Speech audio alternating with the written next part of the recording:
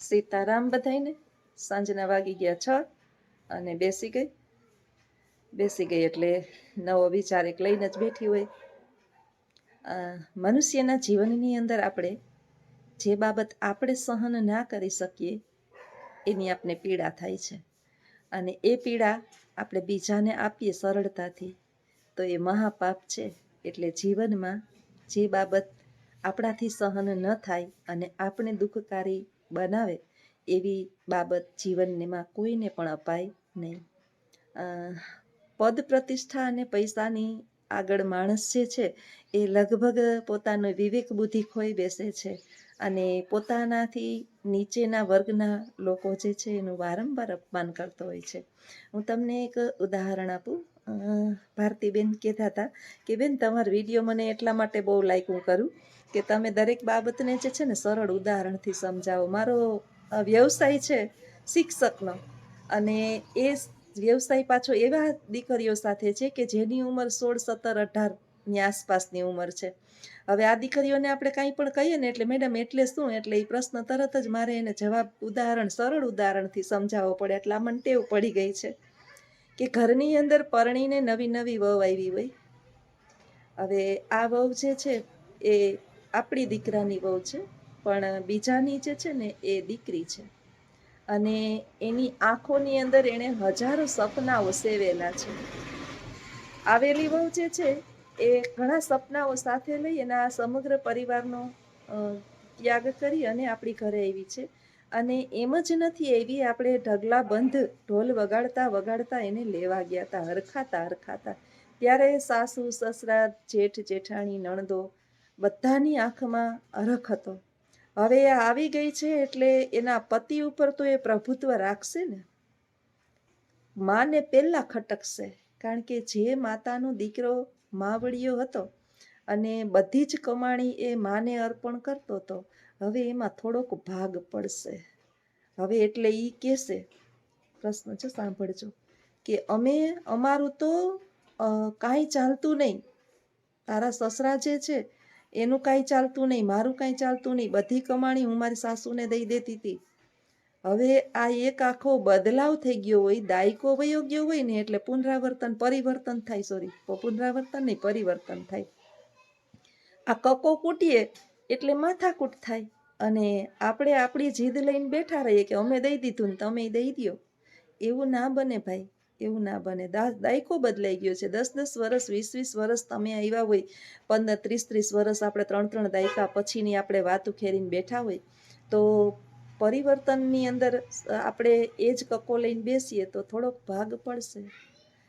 અને એ ભાગ જે છે એ બેનથી સહન ન થાય, સાસુથી સહન ન થાય, ઘરના બીજાથી સહન ન થાય, અને પછી એના દીકરા માટે જે લાડકોટથી જે દીકરાને એણે ઉછેર્યો હોય ને, અને દીકરાને હજારો અનેક એના માતા પિતા પ્રત્યે પ્રેમ ના હોય એવું ન હોય, એટલે આપણે બાયડીનો બારોટ એવું નામ આપીએ. બાયડીનો બારોટ છે. આ બાયડીનો બારોટ નહીં, એ સેન્ડવીચ છે બિચારો.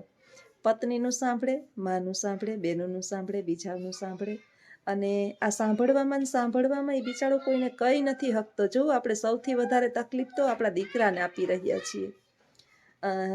એટલે હું તો એક જ કહું છું કે આ પૃથ્વી છે ને એની અંદર એક કણ જેટલું આપણું નથી, આપણું એક તલ જેટલું આપણું નથી. અને કદાચ આપણે સાંજ પડે અને સમયાંતરે આપણી થાળીની અંદર રોટલો આવી જાય ને એટલે પછી જે છે ને પંચાયત, દખલગીરી એના જીવનની અંદર શું કરે છે આ બધું છોડી દેવું જોઈએ. મેં છોડી દીધું છે. કાંઈ એટલે કાંઈ કોઈ જાતની દખલગીરી જ નહીં. એ ખુશ, હું ખુશ. એના જીવનની અંદર આપણે ખોટી પંચાયત કરી અને હું કાઢી લેવાનું છે ભાઈ. શાંતિથી ઈશ્વરે જિંદગી આપી છે, કાલે શું થાય કોને ખબર છે આ દુનિયામાં. અને આને આમ કીધું ને આને આમ કર્યું ને આણે આમ કર્યું ને આ કરી અને આપણે જે છે ને આપણું ખુદનું જ જે છે મગજ બગાડીએ છીએ. એટલે પહેલાંનો કકો કૂટીએ તો દુઃખ સિવાય કાંઈ મળે નહીં. આ ઉદાહરણ છે. એટલે સાસુની જો એક પદ એને મળ્યું છે એનો એ પૂરેપૂરો ફાયદો ઉઠાવે એટલે વૃદ્ધાવસ્થાની અંદર તકલીફ થવાની જ છે એને. હવે પ્રશ્ન થાય કે બેન, વહુ ક્યાંય કામ કમ નથી, આમ નથી કરતી ને આમ નથી કરતી ને આપણે કેમ ભેગું કર્યું હોય ને. આપણે જે ભેગું કર્યું છે એ આપણા સંતાનો માટે જ કર્યું છે, પારકાઓ માટે તો નથી કર્યું. કોઈને દાન પુણ્ય નથી કર્યું, કોઈને દીધુંય નથી. બહુ લાડકોટથી આપણે એને ઉછેર્યા, બહુ એના માટે ભેગું કર્યું ને આપણે જેને લઈ આવ્યા છીએ હવે એ આપણે ખટકે તો એ તો નહીં જ ચાલે ને. જો આપણા નસીબ સારા હશે, આપણા નસીબ સારા હશે ને તો એ પુત્રવધુ આપણને સારી જ મળશે, પણ આપણા જે ફૂટેલા હોય તો એ થોડું ઘણું તો અંતર રાખશે. એટલે એને કોઈ પણ દોષ દેવાનો કે કાંઈ પણ આપણે સારી ખરાબ કરવાની ક્યાંય જરૂર નથી.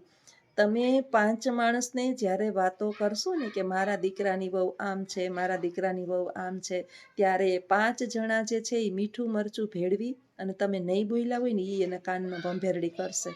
અને અત્યારે તો સાવ સાચું કહું ને તો માણસના મગજ ટૂંકા છે. એ વિચારે નહીં કે મારા મા બાપ જે છે એવા જ મારા સાસુ સસરા હોઈ શકે, એટલે એ ઉશ્કેરાશે અને પરિણામ તો સારું નહીં જ આવે. આમાં બે બાજુથી જે છે ને દીકરો પીડાશે. એટલે આપણી સાસુની સત્તાનું પણ આપણે કોઈ દિવસ ફાયદો ઉઠાવવો જોઈએ નહીં. એ સંતાનો ખુશ, આપણે ખુશ. ભગવાન પાસે પ્રાર્થના એટલી ચોક્કસ કરીએ કે આપણા હાથ પગ સલામત રાખે. અને સાચું કહું ને તો આપણી જાતે કામ કરીએ ને એટલે આપણા શરીરની અંદર જે છે ને એટલી બધી સ્ફૂર્તિ આવે. હું તો મને 50 વર્ષ થયાનું કામ મૂકતી જ નથી ને ભગવાનને હું તો કાયમ પ્રાર્થના કરું કે મારા જીવનના છેલ્લા શ્વાસ સુધી છે ને પાણીનો ગ્લાસ હું અહીંથી ભરીને પી લઉં, આટલી મને શક્તિ આપજે. એટલે વાંધો ન આવે. કાલે નહીં ને પરમ દિવસે જ અમારા સ્ટાફની અંદર વાતો કરતા હતા. બિચારા 28 વર્ષની, 20 વર્ષની, 22, 23, 25 વર્ષની આસપાસ છોકરીઓ થાકી જાય. એ કે મેડમ તમે થાકો નહીં ને કેવી બાબત કહેવાય કે 50 વર્ષથી હું હજી તું ઘરે જઈને રાંધીશ, કચરા પોતા કરીશ, કપડાં ધોઈશ, મારા 4-5 કૂતરા છે એને ચોરીને ખવડાવીશ, આવું બધું મારું રૂટિન છે. ને જો આપને આમાં આનંદ આવે ને તમે જેટલા આનંદથી જીવો ને, જો ફરિયાદ કરીને જીવીએ તો આપને ખબર નથી કે કાલે શું થવાનું છે. ફરિયાદમાં મરી જવાનું. આપણા માટે આપણે જીવવાનું જ નહીં, ખુશીથી જીવીએ. જે પણ ઈશ્વરે ચટણી મીઠું રોટલો આપ્યા છે એમાં જીવીએ. હું કાંઈ 56 ભોગ કરીને નથી ખાતી. અમે તો 2 જણા એટલા સાદું ને સીધું જીવન જીવીએ, 2 પતિ પત્ની, કે બપોરનું ક્યારેક પડ્યું હોય ને તો અમે સલાડની એક ડીશ ભરી કચુંબર કરી અને પછી વધારે એ ખાઈ લઈએ. એટલે આપણે શરીરની અંદર કોઈ પણ પ્રકારની તકલીફ ન થાય. પછી સાંજે વધારે એવી ખોરાક ન ખાઈએ, બપોરે વ્યવસ્થિત એક જમીએ. આપણું શરીરનું આપણે ધ્યાન રાખીએ અને કોઈ દિવસ બહાર ઓછા જ નીકળીએ. હા, શોખ ફરવાના શોખ જે છે, કપડાં પહેરવાના શોખ છે. હું અજીત નહીં ખીજાતી હોય કે લઘર વઘર નહીં રહેવાનું. ધરારવા છે ને માનતા હતી, અમે ઉજ્જૈન ગયા હતા ને તો એના મારા નાનકડા માટે, હવે આપણે માનતા માટે તો બહુ કાંઈ ન કરી શકીએ કે તમારે માનતા કાઢી નાખો, પૂરી આમ કરો ને વ્યવસ્થિત રહેવાનું. ઈશ્વરે આ જન્મ એક જ વાર આપશે, પછી તો ખબર નહીં. દુર્લભ છે મનુષ્ય દેહ, આપણે કહીએ ને કે સૌથી દુર્લભ આ મનુષ્ય દેહ છે. આમાં ફરિયાદ કરીને ઈશ્વર પાસે જીવવું, બીજા પાસે ફરિયાદ કરવી, એનાથી એકદમ આનંદથી ન જીવીએ. હું તો કહું છું કે એવી જિંદગી જીવીએ કે લોકો જે છે ને એ પ્રશ્નમાં પડી જાય કે હાડે આને કઈ વાતનું સુખ છે કે દિવસે ને દિવસે ઝીણકી થતી જાય છે. મને ઘણા એમ કે બેન કે તમે દિવસે ને દિવસે ઘરડા થવાને બદલે જુવાન થતા જાઓ છો. એ તો એક ખૂબી છે. ફરિયાદ નહીં કરવાની. આપણે જે મળ્યું છે ને એ આપણા કર્મને આધીન મળ્યું છે. આપણે જે કંઈ પણ મળ્યું એ સ્વીકારી લેવાનું. સ્વીકારતા શીખી જઈએ અને કોઈ પણ પ્રકારની કમ્પ્લેન છોડી દઈએ અને આપણે ભોજન તો મળે જ છે. અને જીવનની અંદર જરૂરી નથી કે દુનિયામાં આપણી સાથે જોડાયેલા દરેક વ્યક્તિઓ આપણને ગમાડતા જ હોય. કોઈના માટે આપણે અનહદ સારા હોય તો કોઈના માટે આપણે ઝેરના ઘૂંટડા સમાન હોય. હવે એની દ્રષ્ટિ છે, એ કોઈની તમે દ્રષ્ટિ ન બદલાવી શકો. એમાં તમારું કાંઈ ન ચાલે, એ તો એનું ખુદનું ચાલે. એના સુખી થવાની બધી નિશાનીઓ છે કે સુખી થવું હોય તો આપણા પરિવારની અંદર પતિ અને પત્ની આ બેયના મતમેળ સારા હોય. કારણ કે આપણું લાંબુ આયુષ્ય જે છે એ આ બે સાથે જ હોય છે. પુત્રી હશે તો એ દીકરી સાસરે પરણીને વહી જશે ને પુત્ર હશે એ પરણશે એટલે નોખો થઈ જશે. અથવા તો નોકરી, મારે જે 2 દીકરા છે, નોખા બેમાંથી એકય નથી, પણ એક જે છે એ વિદેશમાં બિચારાનો એનો રોટલો ત્યાં લખેલો છે અને નાનાને દૂર નોકરી છે, નોખા એકય થયા નથી.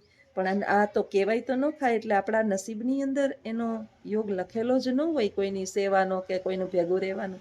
તો એના માટે ઈશ્વરને દંડિત ન કરાય કે એને દોષિત ન મનાય. આપણા કર્મ હોય કે તમારે પતિ અને પત્નીએ બેએ શાંતિથી રહેવાનું છે. અને સાચું કહું ને તો આમાં પરમ શાંતિ મળે. તમે 5 ભગવાનના સ્મરણ કરી શકો, દેવ દર્શને જઈ શકો, જાત્રાએ જઈ શકો.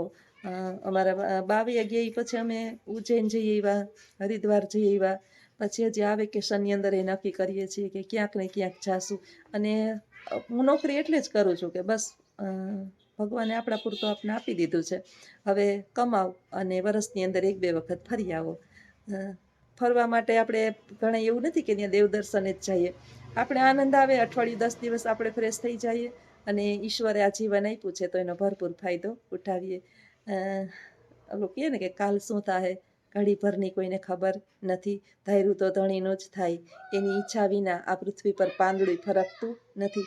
તો દરેક જિંદગીના દિવસને છેલ્લો દિવસ સમજી અને જીવીએ કે ઈશ્વર આજનો દિવસ બહુ સારો ગયો, બસ તારી કૃપાથી, કાલ તારી ઈચ્છા. એની ઈચ્છા બળવાન છે, આપણું કાંઈ હાલે નહીં. એટલે ફરિયાદ કરે રાખવી એના કરતાં જીવન એવું જીવીએ કે લોકો ફરી યાદ કરે. બાકી તમે જેને કડવા છો એના માટે તો તમે મધમાં ડૂબેલા રહ્યો ને તોય સારા થવાના નથી. એટલે કોઈ બહુ સારું થવાની બહુ અપેક્ષાઓ અને ઈચ્છાઓ રાખવી નહીં. આપણે આપણી જાત માટે અને આપણા પતિ હોય તો પત્ની માટે ને પત્ની હોય તો પતિ માટે સારા હોય, આ 2 ઇનફ છે જીવનની અંદર. અને ત્રીજું કોઈ આપણનો હાથ પકડવા આવવાનું પણ નથી. એટલે ખોટી આશાઓ અને અપેક્ષાઓને ઓછી કરી નાખીએ તો જીવન તો ખરેખર જે છે ને એ ભગવાને બહુ સારું આપ્યું છે. અને પેલા એમ કહેતા હતા ને કે પહેલાનો યુગ સારો હતો અને અત્યારનો યુગ ખરાબ છે. અત્યારે શું ખરાબ છે ભાઈ? અત્યારે તો બહુ હાઈફાઈ જિંદગી છે. પહેલાં તો દીકરીઓની દુર્દશા હતી. સતયુગ સારો હતો કે જેમાં સ્ત્રીઓને માં, દીકરી અને બેનનું સ્થાન આપવામાં આવતું, કોઈ એનું અપમાન ન કરતું. સતયુગની અંદર સીતાને રાવણે હરણ કર્યું હતું. એ હરણ કાંઈ એમ જ નહોતું કર્યું, એની પાછળ તો મોટી ગાથા છે. એના માટે તો રામાયણ, વાલ્મીકી કૃત રામાયણ સમજવી પડે. એ હરણ નહોતું થયું ને કાંઈ થયું નહોતું. એના માટે કદાચ મને વખત મળશે તો એક નાનકડી કંઈક પિક્ચર જેવી ફિલ્મ બનાવીને બનાવીશ કે શું કામે આવું થયું હતું. એમનેમ જ નહોતું થયું. ઈશ્વર આ પૃથ્વી પર અવતાર લે ને તો એ કંઈક ધ્યેય અર્થે લેતા હોય, એનો કંઈક લક્ષ્ય હોય છે. એટલે એ યુગની અંદર માતા માનવામાં આવતી હતી, બેન માનવામાં આવતી હતી, દીકરી માનવામાં આવતી હતી. તો કળિયુગની અંદર તો એ તો પછી આપણા ઉપર આધાર હોય. દ્રષ્ટિ ખરાબ હોય ભલે ને ખરાબ દ્રષ્ટિ બગાડે રાખે, આપણે આપણી દ્રષ્ટિમાં સારા હોય એટલે ઈશ્વરની દ્રષ્ટિમાં સારા જ છીએ. તો આ વિચાર સાથે તમને કેવા વિચારો અને વાતો મારી લાગે છે એ ચોક્કસ જણાવજો. આવજો. સીતારામ.